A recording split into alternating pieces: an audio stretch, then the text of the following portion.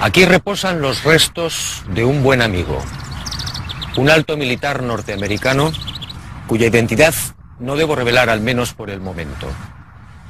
Él forma parte de la historia que quiero contarle, una historia oscura que usted probablemente no creerá. Pero ese es mi deber, sembrar la duda. Sígame y descubra una historia que jamás fue contada.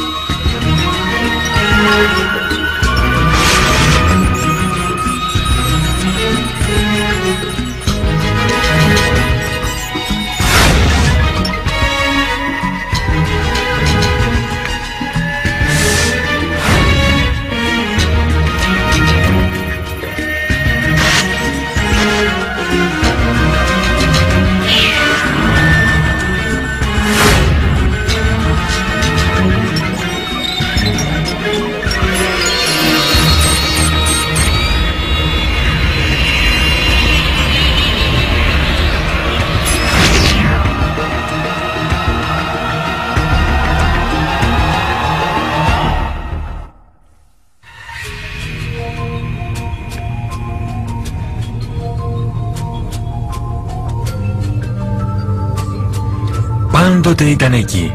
Ο πρωτόγονος άνθρωπος σήκωνε το βλέμμα και αισθανόταν δυνατή περιέργεια.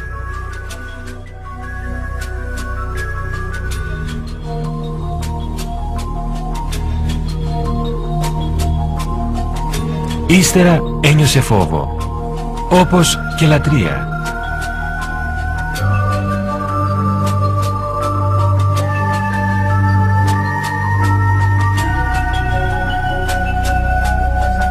Αργότερα, τα ανθρώπινα όντα τη μετέτρεψαν σε όνειρο, κάποιες φορές όμορφο και άλλοτε τρομακτικό.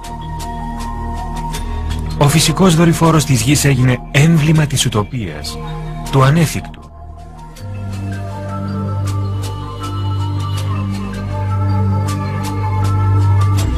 Ως τον 20ο αιώνα, η σελήνη ήταν ιδιοκτησία των ποιητών και των ονειρευτών. Κάποιοι πιο τολμηροί την περιέγραψαν. Το έτος 499 π.Χ. ο Έλληνας φιλόσοφος Αναξαγόρας δίδασκε ότι η σελήνη είναι ένα ουράνιο σώμα με απέραντες κοιλάδες και βουνά που κατοικείται.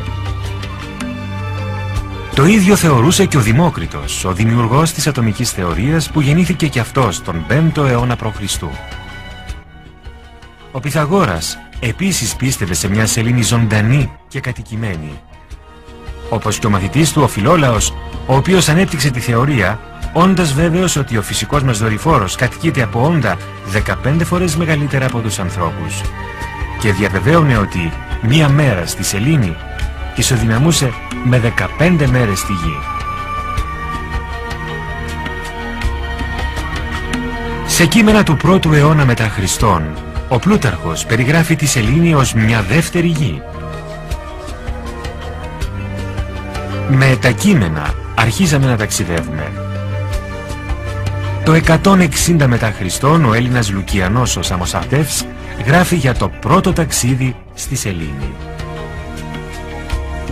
Στο έργο του «Αληθής ιστορία», ένας ανεμοστρόβιλος παρασύρει ένα πλοίο ως την επιφάνεια της σελήνης. Ο Λουδοβίκος Αριόστος στο έργο του «Μενόμενος Ορλάνδος» διαβεβαιώνει ότι η σελήνη είναι μια μεγάλη κοιλάδα όπου βρίσκει κανείς όλα όσα έχουμε χάσει εδώ στη γη. Πλούτη, στέματα, τιμή και ελπίδα. Το 1638 εμφανίζεται στην Αγγλία ένα άλλο βιβλίο, «Ο άνθρωπος στη σελήνη που προκαλεί αίσθηση».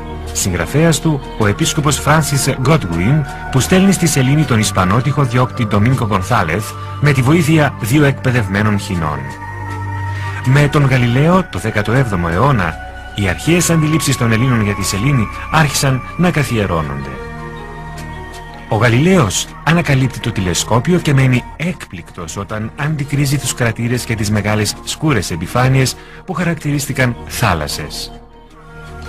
Το 1647 ο Τζον Εδέλιους σχεδιάζει τον πρώτο χάρτη της σελήνης και τον δημοσιεύει στο βιβλίο του «Σεληνογραφία», βεβαιώνοντας ότι η σελήνη ήταν διάσπαρτη με πόλεις. Ενθουσιασμένος από αυτές τις ανακαλύψεις, ο Σιρανό ντε Μπερζεράκ δημοσιεύει το περίφημο έργο του «Ένα ταξίδι στη σελήνη». Ένα εκπληκτικό έργο από την άποψη ότι είναι το πρώτο που μιλάει για ρουκέτες. Ο Σιρανό περιγράφει δύο αστρόπλια. Ένα που προωθείται με την εξάτμιση νερού και ένα δεύτερο, μια τριμερή ρουκέτα. Δικαίως, αυτό το έργο ήταν ικανό να εμπνεύσει τον Ιούλιο Βέρν και τους πρωτοπόρους της σύγχρονης διαστημικής τεχνολογίας. Το 1671, ο Σερουμπέν ντ'Ορλεάν δημοσιεύει δεύτερο χάρτη της σελήνης. Το ενδιαφέρον του κοινού είναι τέτοιο που το 1865 δημοσιεύονται 6 βιβλία με διαστημικά θέματα. Το πιο γνωστό ήταν αναμφίβολα το βιβλίο του εκπληκτικού Ιουλίου Βέρν «Από τη γη στη σελήνη». Και το 1903 ο Ρώσος Τσιολκόφσκι διατυπώνει τους κανόνες που θα χρησιμοποιούσαν στους πυράβλους του 20ου αιώνα.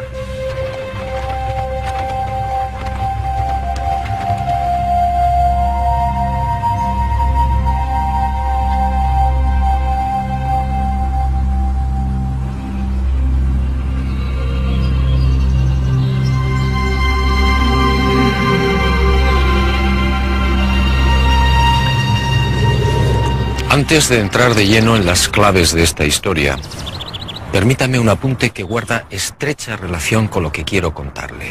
Sígame de nuevo y guárdelo en su memoria.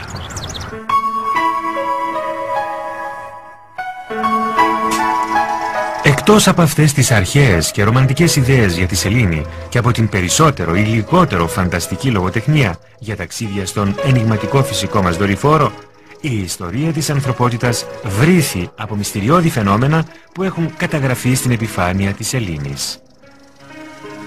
Το καλοκαίρι του 1178, λίγο πριν από τη δύση του ηλίου, κάποιες μοναχές του καθεδρικού ναού του Κάντερμπουρι παρατήρησαν στην περίμετρο της ημισελήνου μια τρομερή λάμψη συνοδευόμενη από γιγαντιαίες φωτεινές εκρήξεις. Το 1789 ο αστρονόμος Σρότερ παρατηρούσε κατάπληκτος μια τεράστια φωτεινή ζώνη στην περιοχή των αποκαλούμενων Σεληνιακών Άλπαιων. Τον ίδιο χρόνο άλλοι παρατηρητές μιλούσαν για απίστευτα και τρομερά φώτα στην επιφάνεια της σελήνης που κινούνταν ανάμεσα στους κρατήρες και τις θάλασσες. Το 1820 ο αστρονόμος Φρανσουά Ραγκό δημοσίευσε στα χρονικά φυσικής και χημείας μια άλλη εκπληκτική παρατήρηση. Κατά τη διάρκεια μιας έκλειψης, ένας σχηματισμός από φώτα αναπτύχθηκε στην επιφάνεια της σελήνης, διατηρώντας την συνοχή του ακόμη στις αλλαγές πορείας. Το 1843, ο προαναφερθής Γερμανός αστρονόμος Johann Schroeter ήταν μάρτυρας ενός άλλου φαινομένου, το οποίο και ο ίδιος δεν μπορούσε να εξηγήσει. Παρατηρώντας τον κρατήρα Λινέ στη θάλασσα της Γαλήνης, ο επιστήμονας επιβεβαίωσε κάτι συνταρακτικό. Ο κρατήρας, που είχε διάμετρο περίπου 7 χιλιόμετρα, μετέβαλε τακτικά το σχήμα του. Λίγο αργότερα η επιστημονική κοινότητα βρέθηκε στο σκοτάδι όταν ο κρατήρας εξαφανίστηκε τελείως. Τι είχε συμβεί? Το 1971 ο Απόλλων 15 πέταξε πάνω από την περιοχή και φωτογράφησε τον κρατήρα Λινέ. Η έκπληξη των αστρονόμων ήταν απόλυτη. Ο κρατήρας βρισκόταν εκεί και είχε διάμετρο μόνο 2.700 μέτρα. Το 1977 ο Άγγλος αστρονόμος Κλάιν ήταν μάρτυρας κι άλλων έντονων και ταχύτατων φώτων που κινούνταν στο κέντρο του κρατήρα Πλάτωνα. Κάποια στιγμή στην καλδέρα τα φώτα ενώθηκαν σχηματίζοντας ένα τρίγωνο. Το 1950 ο Δόκτωρ Βίλκινς ήταν μάρτυρας άλλου συμβάντος, προφανώς αδύνατου. Στο κέντρο του κρατήρα Αριστάρχου εμφανίστηκε ξαφνικά ένα μεγαλειώδες φως που φώτισε μια μεγάλη περιοχή της σελήνης. Τεράστιες λάμψεις στην επιφάνεια της σελήνης, φώτα σε σχηματισμό.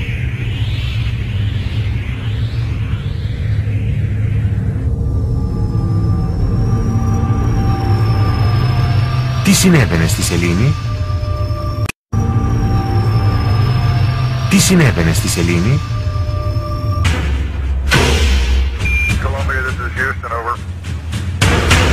Τον Ιούλιο του 1969, επιτέλους, ο άνθρωπος ζούσε το αρχαίο και πολυπόθητο όνειρό του. Ο Απόλλων 11 προσεδαφισόταν στη θάλασσα της Γαλήνης.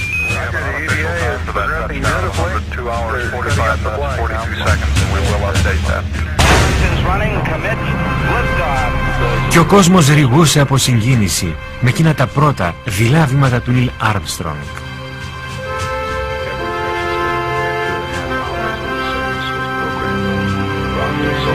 Ο κόσμος όμως άλλη μια φορά εξαπατήθηκε.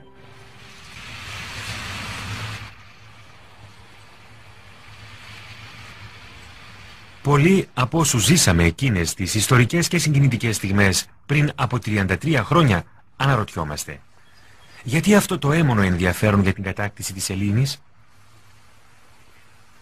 Ήταν ο υψηλόβαθμος αξιωματικός των Ηνωμένων Πολιτειών που αναφέραμε, τον οποίο από τώρα και στο εξής θα αποκαλούμε Ερυθρό Κότσιφα, που έπειτα από χρόνια μου απάντησε με μια συγκλονιστική πληροφορία, μια μυστική πληροφορία που πολύ λίγοι γνωρίζουν. Οι νέες γενιές δεν γνωρίζουν ή δεν θυμούνται.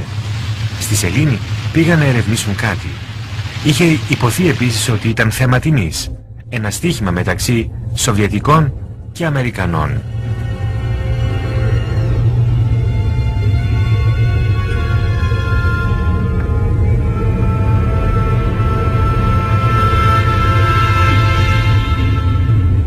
Υπήρχε όμως και κάτι άλλο.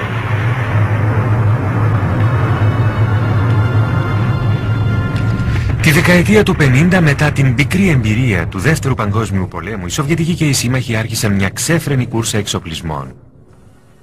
Εκείνη η περίοδος ονομάστηκε Ψυχρός Πόλεμος. Μια επικίνδυνη εποχή κατά την οποία κατασκευάστηκαν 15.000 πυρηνικές βόμβες και 9.000 διυπηρωτικοί πύραυλοι. Ξαφνικά όμως, Σοβιετικοί και Δυτικοί έδειξαν μια απότομη αλλαγή πορείας. Από τη μία μέρα στην άλλη, χωρίς προφανή λόγο, η Σοβιετική Ένωση κατέπληξε τον κόσμο, θέτοντας σε τροχιά τον πρώτο τεχνητό δορυφόρο, τον Σπούτνικ. Ήταν 4 Οκτωβρίου του 1957. Τα πυρηνικά όπλα και οι διπυρωτικοί πύραυλοι έμειναν στην άκρη. Γιατί? Η κοινή γνώμη παρακολουθούσε μια νέα διαδοχή γεγονότων, το ίδιο ανησυχητική. Οι Ηνωμένες Πολιτείες παρασύρθηκαν σε αυτήν τη διαστημική κούρσα, θέτοντας σε δεύτερη μοίρα την εξοπλιστική τους αιμονή. Οι Σοβιετικοί όμως διατηρούσαν το προβάδισμα. Καθώς οι Αμερικανοί αποτύγχαναν συνεχώς τις εκτοξεύσεις, στις 12 Σεπτεμβρίου του 1959 ο ρωσικός Λούνικ 2 πέτυχε την πρώτη πρόσκρουση στη σελήνη. Λίγο αργότερα, ο Λούνικ 3 έστελνε τις πρώτες εικόνες της αθέατης πλευράς της σελήνης. Και ο κόσμος αναρωτιόταν τι συνέβαινε. Γιατί αυτή η αιμονή για την κατάκτηση του διαστήματος και μάλιστα της σελήνης? Οι Σοβιετικοί και οι Αμερικανοί όμως δεν αποκάλυπταν τα πραγματικά τους συμφέροντα. Οι ταπεινωμένοι Αμερικανοί δέχτηκαν τη χαριστική βολή στις 12 Απριλίου του 1961. Εκείνη την ημέρα, ο κοσμοναύτης Γιούρι Γκαγκάριν έγινε ο πρώτος άνθρωπος που μπήκε σε τροχιά γύρω από τη Γη. Ο κόσμος και ιδίως το αμερικανικό έθνος ευνηδιάστηκε άλλη μια φορά. 44 ημέρες μετά το κατόρθωμα του Γκαγκάριν, ο πρόεδρος Κέννεντι εμφανίστηκε στο Κογκρέσο και δεσμεύτηκε να αποκαταστήσει την τιμή της χώρας. Ένας Κέννεντι σταθερός και ατάραχος που εξέπληξε τον κόσμο.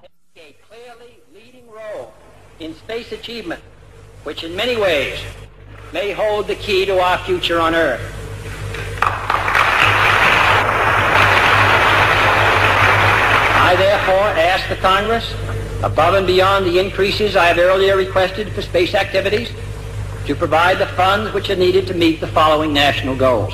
First, I believe that this nation should commit itself to achieving the goal, before this decade is out, of landing a man on the moon and returning him safely to the earth. Σε τι οφειλόταν αυτή η παράξενη βιασύνη? Τι συνέβαινε? Προφανώς τα λόγια του Κέννεντι ήταν αποτέλεσμα της αναγκαιότητας ανάκτησης του γοήτρου και της στρατιωτικής ηγεμονίας και ήταν εν μέρει ειλικρινή. Η αλήθεια όμως ήταν άλλη. αποκαλύφθηκε έπειτα από χρόνια από τον Ερυθρό Κότσιφα, ο οποίος με εμπιστεύθηκε και μου αποκάλυψε το μεγάλο του μυστικό. Ένα μυστικό τόσο συνταρακτικό όσο και διαβολικό.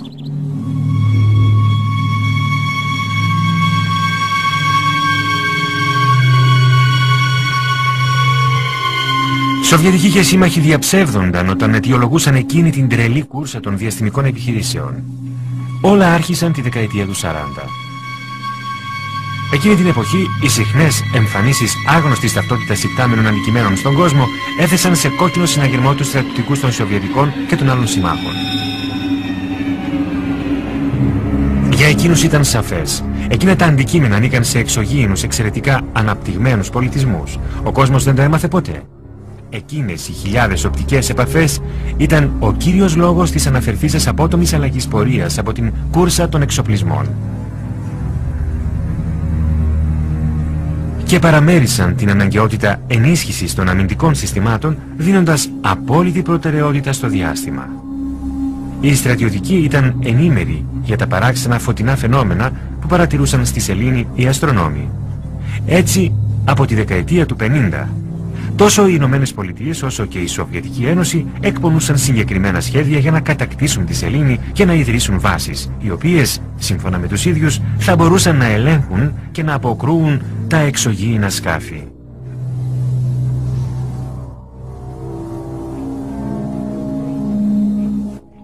Ο Ορίζον ήταν ένα από αυτά τα σχέδια που εκπονήθηκε με μυστικότητα στο Πεντάγωνο. Ακόμη και ο Κέννεντι δεν γνώριζε το μεγάλο σχέδιο. Πολύ απλά εξαπατήθηκε. Θεωρούσε, καλή την πίστη, ότι οι Ηνωμένες Πολιτείες όφυλαν να ηγούνται αυτού του τεχνικού και επιστημονικού αγώνα δρόμου. Σύμφωνα με τον Ερυθρό Κότσιφα, η εκστρατεία παραπληροφόρησης που εξαπολύθηκε από τα διάφορα αμερικανικά κρατικά γραφεία και υπηρεσίες πληροφοριών έκανε την υπόλοιπη δουλειά. Ο Κέννεντι και η κοινή γνώμη τσίμπησαν το δόλωμα. Τη νύχτα της 24ης προς 25η Ιουλίου του 1955 υπήρξε μια νέα οπτική επαφή με άγνωστη ταυτότητας υπτάμενα αντικείμενα που επιτάχυνε τα σχέδια των στρατιωτικών. Εκείνη τη νύχτα, τα αστεροσκοπεία του Λένινγκραντ και του Πάλομαρ ανακάλυψαν ένα γιγαντιαίο κύλινδρο σε τροχιά 500 χιλιόμετρα πάνω από τη γη που ταξίδευε με 30.000 χιλιόμετρα την ώρα. Το αντικείμενο είχε μήκος πάνω από 10 χιλιόμετρα. Μερικές μέρες αργότερα, Σοβιετικοί, Αμερικανοί, Γάλλοι και Άγγλοι συναντήθηκαν μυστικά στη Γενέβη, επιβεβαιώνοντας τους φόβους τους. Αυτό το εκπληκτικό σκάφος προφανώς δεν ήταν ανθρώπινο. Συνέβη όμως κάτι απρόοπτο. Οι Σοβιετικοί δεν αποδέχθηκαν τις συμβουλές και προτροπές των στρατιωτικών συμμάχων για τη δημιουργία ενός κοινού σχεδίου για τον έλεγχο του διαστήματος. Και την 4η Οκτωβρίου του 1957, προκαλώντας έκπληξη σε όλον τον πλανήτη και την οργή των συμμάχων, πήραν το προβάδισμα με την εκτόξευση του Σπούτνικ.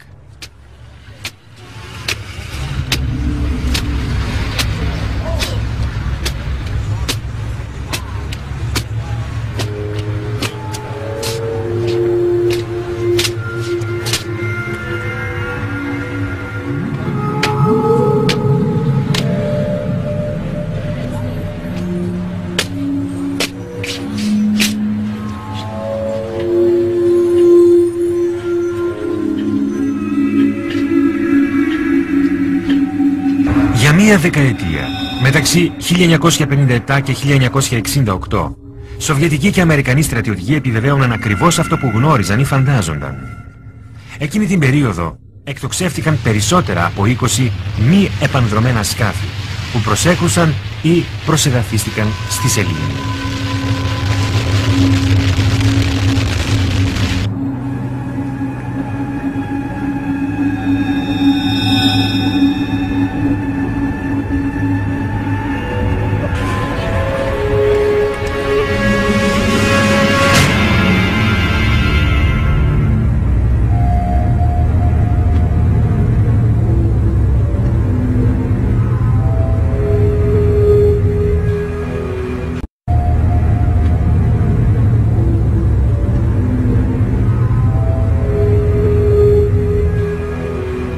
Συνολικά, χωρίς να λάβουμε υπόψη τις εικόνες της Σοβιετικής Ένωσης, η NASA απέκτησε 230.000 φωτογραφίες του φυσικού μας δορυφόρου.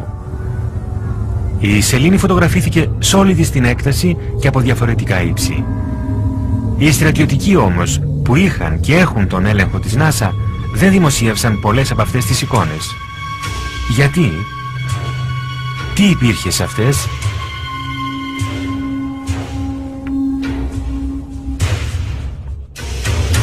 Όταν ο ερυθρός κότσιφας έδειξε κάποιες από αυτές, μείναμε έκπληκτοι.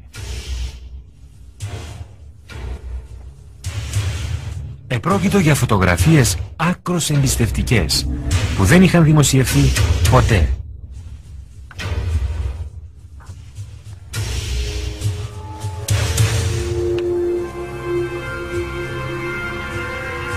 Σε μία από αυτές, που είχε ληφθεί από το σκάφος Lunar Orbiter 2 το Νοέμβριο του 1966, διακρίνονταν δύο παράλληλα τείχη ή λεωφόροι μήκους 27 χιλιόμετρων. Κάθε μία από αυτές τις κατασκευές, που είναι σαφώς τεχνητές, έχουν πλάτος περίπου 450 μέτρων. Στο δεξί τείχος ή λεωφόρο διακρίνεται επίσης μια παράξενη λεπτομέρεια. Η κατασκευή μεταβλήθηκε διακόπτοντας τη συνεχή ευθεία γραμμή με μια καμπύλη 1 χιλιόμετρου. Σε άλλη φωτογραφία οι Αμερικανοί στρατιωτικοί ανακάλυψαν κάτι το οποίο αποκάλεσαν το Μεγάλο Φράγμα. Μια εξίσου ενιγματική κατασκευή 5 χιλιόμετρων στα βόρεια της θάλασσας των καταιγίδων. Τη 19η Νοεμβρίου του 1966, το Lunar Orbiter 2 φωτογράφιζε σε ύψος 48 χιλιόμετρα πάνω από τη θάλασσα της Γαλήνης έναν άλλο παράξενο σχηματισμό. Επρόκειτο για τεράστιους στήλους ή μονόλιθους σε άψογη στοίχηση, σε τριάδες. Συνολικά, 10 στίχοι 30 οβελίσκων με πανομοιότυπο ύψος. Προφανώς δεν ήταν φυσικός σχηματισμός. Σύμφωνα με τον πληροφοριοδότη, η NASA λογόκρινε συνολικά 900 φωτογραφίες. Όλες καταχωρίστηκαν αμέσως στα αρχεία του Πενταγώνου. Σε αυτές διακρίνονται μεγάλες πλατφόρμες, πιθανά ερείπια κτηρίων υπόλεων, λεωφόροι και γιγαντιαίοι θόλοι. Οι υποψίες των στρατιωτικών επιβεβαιώθηκαν και το ήδη υπάρχον σχέδιο τέθηκε σε εφαρμογή.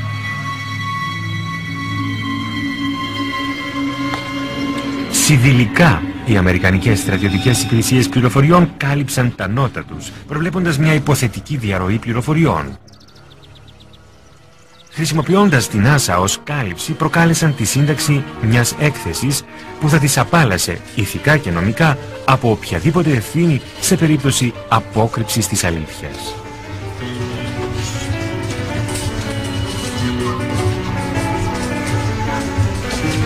Αυτό το έγγραφο, γνωστό ως έκθεση Brookings, που συνέταξαν εδιπόλοιποι επιστήμονες, κοινωνιολόγοι, πολιτικοί και οικονομολόγοι, τυπώθηκε και παρουσιάστηκε στη Βουλή των Αντιπροσώπων τον Απρίλιο του 1961. Κατά περίεργο τρόπο, ένα μήνα πριν από τον περίφημο λόγο του Κέννεντι στο Κογκρέσο. Δηλαδή, όταν η NASA, η μεγάλη βιτρίνα των στρατιωτικών, διεκδικούσε το πράσινο φως και τα απαραίτητα κονδύλια για το πρόγραμμα Απόλλων. Σε αυτήν την έκθεση, εκτός από την παραδοχή ότι η ζωή εκτός γης είναι μια ρεαλιστική πιθανότητα, υποδεικνύεται στην NASA να μην ανακοινώσει τα πιθανά ευρήματα που ενδεχομένως συναντήσει σε αυτόν τον διαστημικό αγώνα δρόμου. Στη σελίδα 215 στο κεφάλαιο με τίτλο «Επιπλοκές από ενδεχόμενη ανακάλυψη εξωγήινης ζωής», το έγγραφο επισημαίνει ότι η εξερεύνηση του διαστήματος ενδεχομένως κατέληγε σε ανέβρεση τεχνουργημάτων από μη ανθρώπινα χέρια. Σε αυτήν την περίπτωση, συνεχίζει η έκθεση Brookings, ο πολιτισμός μας θα απειλείται από μη αναστρέψιμη διαδικασία αποσύνθεσης, όπως ήδη έχει συμβεί στη Γη σε άλλες εποχές. Este documento efectivamente no deja en buen lugar a la supuesta democracia norteamericana. Hablemos claro. En el informe Brookings, sencillamente, se anima a NASA a ocultar información. Y eso fue lo que hicieron.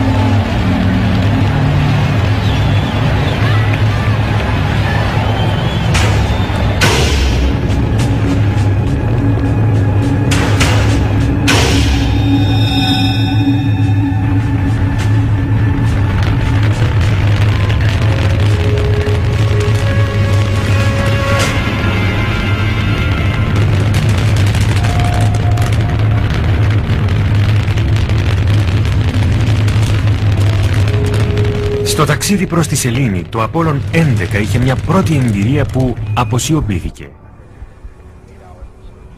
Σε ύψος 200 χιλιόμετρων από τη Γη, ένα παράξενο τεράστιο αντικείμενο εμφανίστηκε κοντά στο διαστημόπλοιο.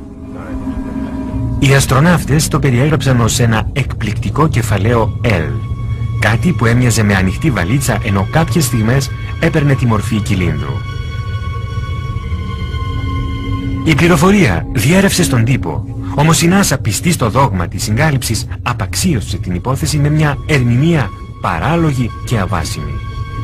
Υποστήριξε ότι αυτό που είδε το Απόλλων 11 ήταν απλώς μέρος της τροφοδοσίας του πυράβλου Κρόνος 4. Παράλογο, επειδή εκείνη τη στιγμή το συγκεκριμένο μέρος του Κρόνου βρισκόταν 10.800 χιλιόμετρα μακριά από τον Απόλλωνα. Βέβαια, τα ψέματα της NASA μόλις είχαν αρχίσει. Περίπου 380.000 χιλιόμετρα από τη Γη, πολύ κοντά στην επιφάνεια της Σελήνης, ο Απόλλων ανακάλυψε φώτα που πετούσαν σε σχηματισμό. Σύμφωνα με τον Ερυθρό Κότσιφα, εκείνα τα φώτα έμοιαζαν να περιμένουν τον Απόλλωνα 11. Ήταν πολύ λαμπρά και πετούσαν σε τέλειο σχηματισμό.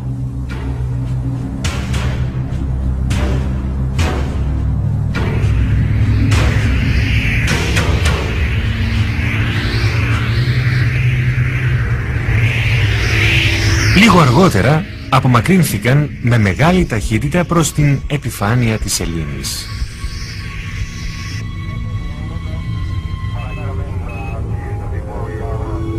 Οι αστροναύτες είχαν δίκιο. Αυτό έμοιαζε με ένα είδος υποδοχής. Το πιο συνταρακτικό όμως θα συνέβαινε αργότερα.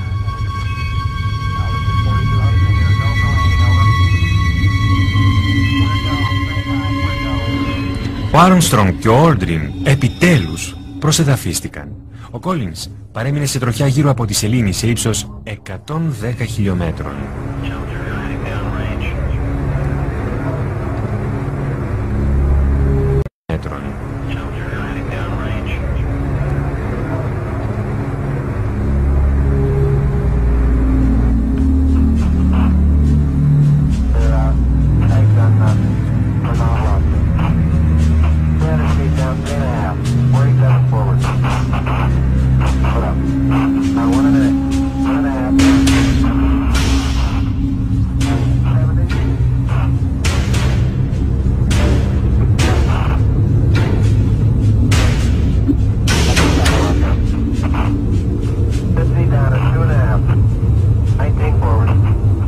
Από την άλλη πλευρά του κρατήρα, λίγο περισσότερο από 60 μέτρα από την Σεληνάκα το αετός, είχαν εμφανιστεί κάποια σκάφη και κάποια όντα.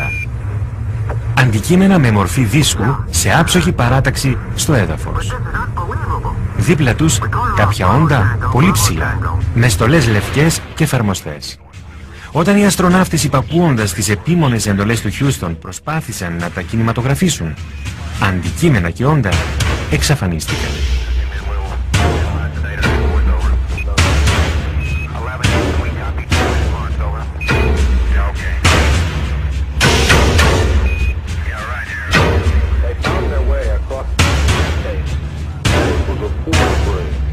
Έπειτα έφτασε η σημαντικότερη στιγμή.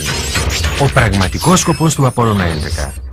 Η μυστική αιτία που όθησε τους στρατιωτικούς να κατακτήσουν τη Σελήνη.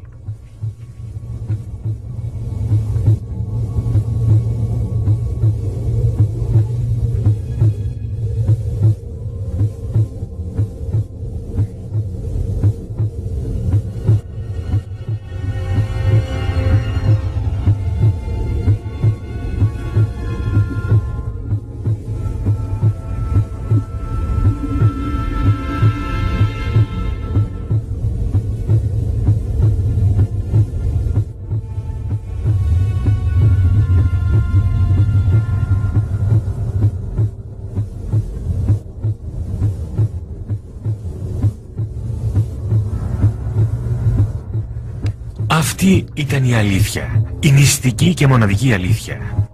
Την 21η Ιουλίου του 1969, ο Άρμστρονγκ και ο Όλντριν απομακρύνθηκαν ελάχιστα μέτρα από την Άκατο για να κινηματογραφήσουν αυτήν την απίστευτη κατασκευή. Αυτή η ταινία των 14 λεπτών δεν προβλήθηκε ποτέ από την NASA.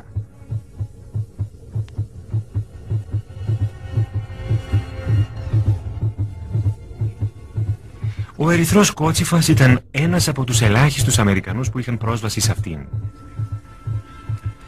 Ελάχιστα μέτρα μακριά από τον αετό. Δεν ήταν τυχαία.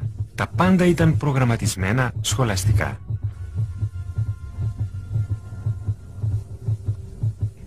Αυτά τα μυστηριώδη ερείπια, όπως και άλλες κατασκευές που κινηματογραφήθηκαν από επόμενες αποστολές, είχαν ήδη φωτογραφηθεί από τα μη επανδρωμένα σκάφη. Ένα από αυτά, το Surveyor 5, που εκτοξεύθηκε στις 8 Σεπτεμβρίου του 1967, ήταν αποφασιστικής σημασίας. Προσεδαφίστηκε στη θάλασσα της Γαλήνης, πολύ κοντά σε αυτήν την κατασκευή, αποστέλλοντας 19.000 φωτογραφίες. Ερειπωμένα κτίρια. Κτίρια στην επιφάνεια της σελήνης. Προφανώς κτίρια αρχαία. Ποιος όμως τα κατασκεύασε? Εμείς οι άνθρωποι? Προφανώς όχι. Απομένει μόνο μία απάντηση. Ήταν έργο ενός εξωγήινου πολιτισμού.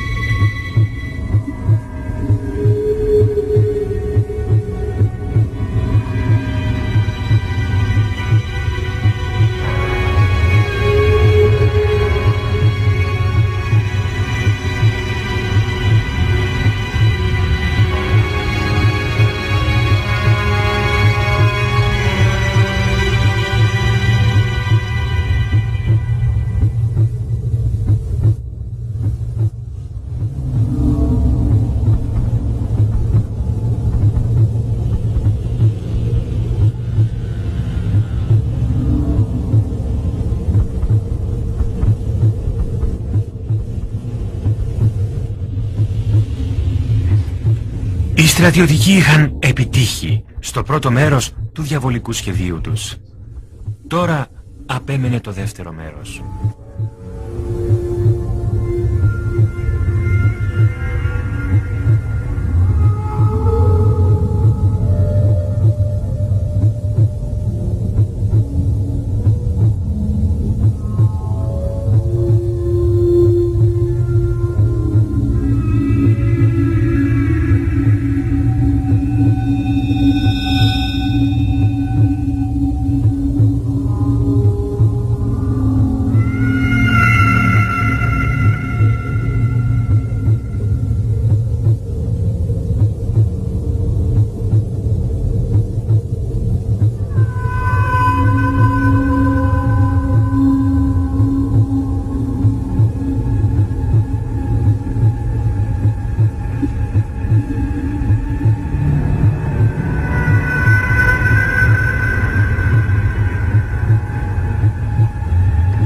Σύμφωνα με τον πληροφοριοδότη, οι αστροναύτες συνέχισαν το πρόγραμμά τους. Πήραν δείγματα από τους τοίχους, μέτρησαν διαστάσεις και αποχώρησαν.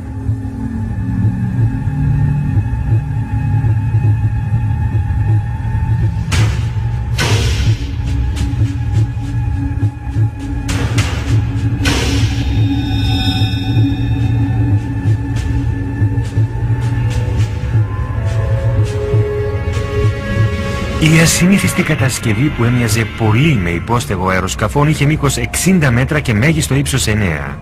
Διέθετε 12 οπές ή παράθυρα και ένα είδος κεντρικής εισόδου, πλάτους 5 μέτρων και ύψους 3. Σύμφωνα με τις αναλύσεις που έγιναν στη γη, κατασκευάστηκε από υλικό παρόμοιο με εκείνο της επιφάνειας της σελήνης. Το 60% των ατόμων ήταν οξυγόνο, ενώ το 0,01% υδρογόνο.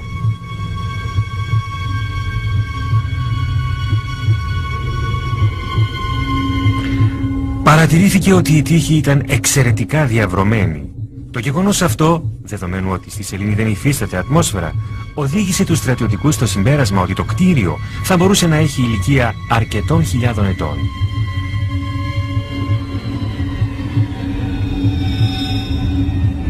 Ο μυστικός περίπατος των Armstrong και Aldrin σε αυτό το υπόστεγο και φυσικά η ταινία των 14 λεπτών δεν προβλήθηκαν ποτέ από την NASA.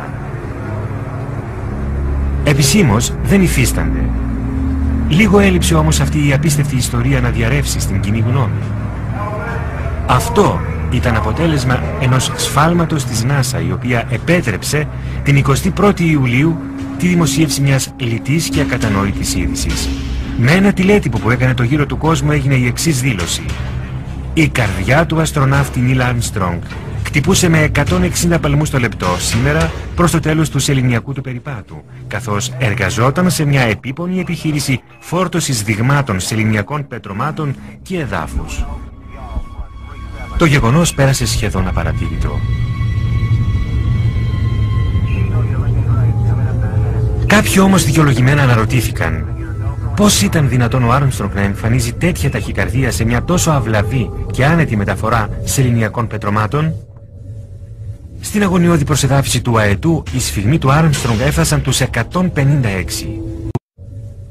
Στην αγωνιώδη προσεδάφιση του αετού, οι σφιγμοί του Άρμστρονγκ έφτασαν τους 156. Εκεί βέβαια η έντονη καρδιακή δραστηριότητα του αστροναύτη ήταν δικαιολογημένη.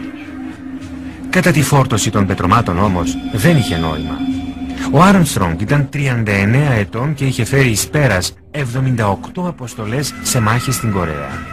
Είχε πιλοτάρει περισσότερους από 200 τύπους αεροσκαφών και φημιζόταν για την εξαιρετική του ψυχραιμία και τα ατσάλινα νεύρα του. Για ποιο λόγο να φτάσει τους 160 παλμούς κατά τη διάρκεια μιας συλλογής δειγμάτων? Με την παράλογη είδηση που αποκαλύφθηκε από τον Charles Berry, το γιατρό των αστροναυτών, παραγνωρίστηκε μια σημαντική λεπτομέρεια που αναιρούσε την επίσημη ερμηνεία. Κατά τη διάρκεια των 3 ωρών που διήρκεσε ο περίπατος, ο Άρμστρονγκ και ο Όλντριν περισυνέλεξαν σεληνιακά πετρώματα συνολικού βάρους 25 κιλών. Δεδομένου ότι στην επιφάνεια της σελήνης η βαρύτητα είναι 6 φορές μικρότερη από εκείνη της Γης, το πραγματικό βάρος των πετρωμάτων ήταν 4 κιλά. 4 κιλά που μεταφέρθηκαν και από τους δύο αστροναύτες σε διαφορετικές περιόδους του περιπάτου στη σελήνη. Η εκδοχή της NASA προφανώς δεν ήταν πιστική.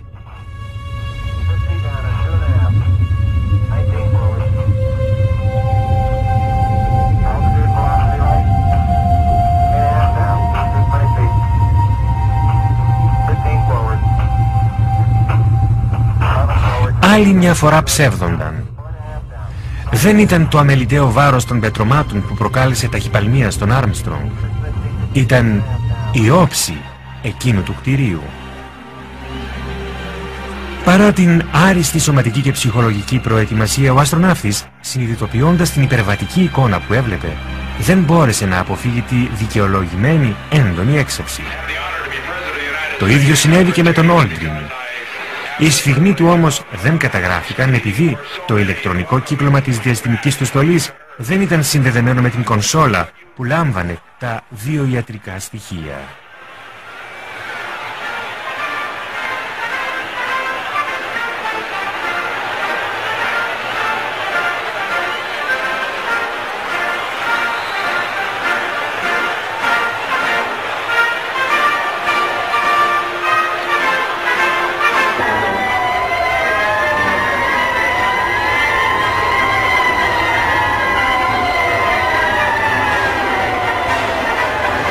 Οι κάτοικοι του πλανήτη Γη πάτησαν πρώτη φορά στη σελήνη τον Ιούλιο του 1969. Ερχόμαστε ειρηνικά στο όνομα ολόκληρης της ανθρωπότητας. Αυτό δήλωνε το κείμενο της πλάκας που άφησαν από τον Απόλλωνα 11 σε ένα από τα πόδια του αετού της σεληνακάτου που θεωρητικά βρίσκεται ακόμη στη σελήνη. Ειρηνικά. Νέο ψέμα της NASA και των διαχειριστών της, των Αμερικανών στρατιωτικών.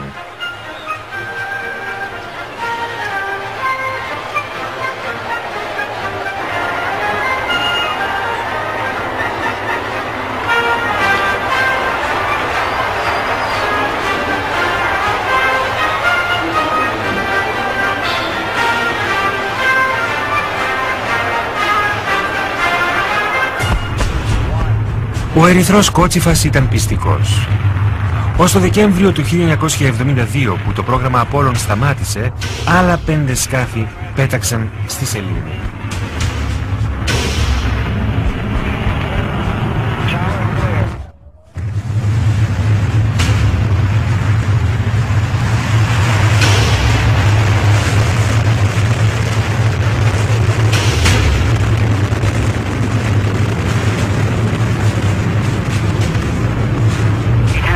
Κινηματογράφησαν ξανά κατασκευές. Έπειτα αυτά τα κτίρια βομβαρδίστηκαν και καταστράφηκαν. Υπάρχει η βάσιμη υποψία ότι οι Ηνωμένες Πολιτείες χρησιμοποίησαν τακτικά πυρηνικά όπλα, μολύνοντας τη σελήνη.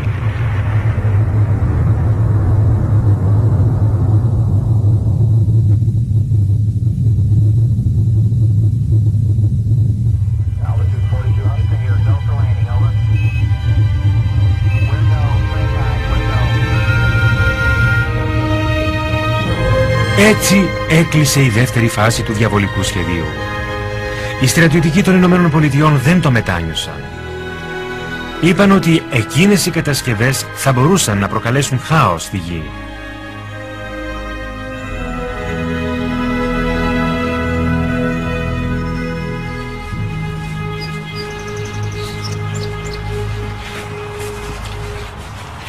Sí, amigo. En los restantes Apolos sucedieron muchas cosas. Cosas extrañas y secretas. Pero esa es otra historia que quizá algún día me decida a contar. Suponiendo, claro está, que siga vivo. Por cierto, desde aquel diciembre del 72 han transcurrido más de 30 años. ¿Estamos pensando lo mismo? ¿Por qué nunca se volvió a la Luna?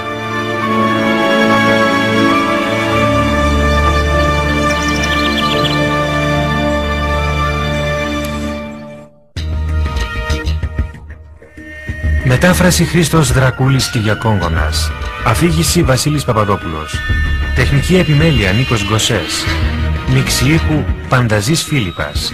Επιμέλεια μεταγλωτισμού, τμήμα υποτιτλισμού, μεταγλωτισμού και ελέγχου Διεύθυνσης Προγράμματος ΕΡΤ.